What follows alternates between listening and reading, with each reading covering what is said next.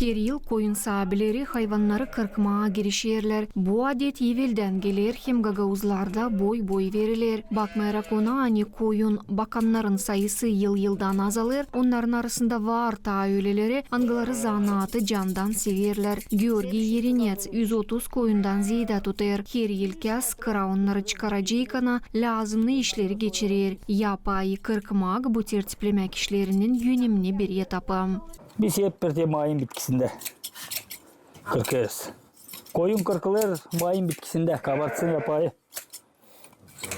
Delice şili üretmişler kırkayla onları yanvarda.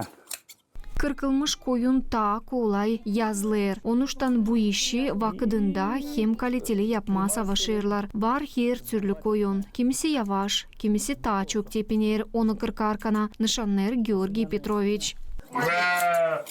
İyi смотря, de görürüz bu tepinir. Bundan biraz oyalanacağız. İyi naş onları kırkma. Şimdi saat 4'e onlarla yapısınlar. Kıraşınlar.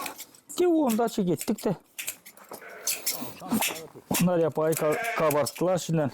Georgi Petrovich koyun büyüdür pek çok yıl. Zanaatı babasından kapmış. Büyün o ilerledir zanaatı hem gençlere gösterir aynı zamanda vakitte da koyun büyütmesi halkımızın önemli zanaatı olsun yakışır. Gücendirir o ani kırkılmış yapa büyün birine lazım değil. Onu sıra gelir sıbıtma ya da hepten ucuza satma. Nişanlar Georgi Petrovich.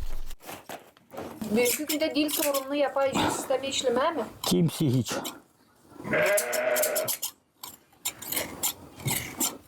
Kimse dilleme pa.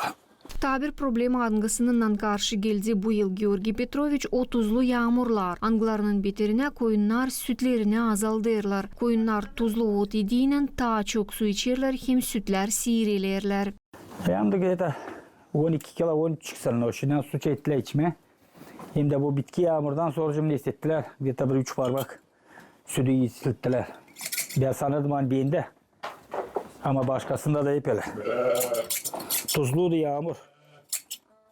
Bugün hayvancılık uğru Gagavuzya'da zor vakitlardan geçer. Nişanlar Georgi Petrovich ama dedelerden kalma zanaatı o ilerletmeye savaşır. O nişanlar hani koyunculuk zanaatını korumak hem ilerletmek, o değil sadece çiftçiliği korumak hem ilerletmek. Ama Gagavuz halkının kültüra varlığını yevlada vermekte.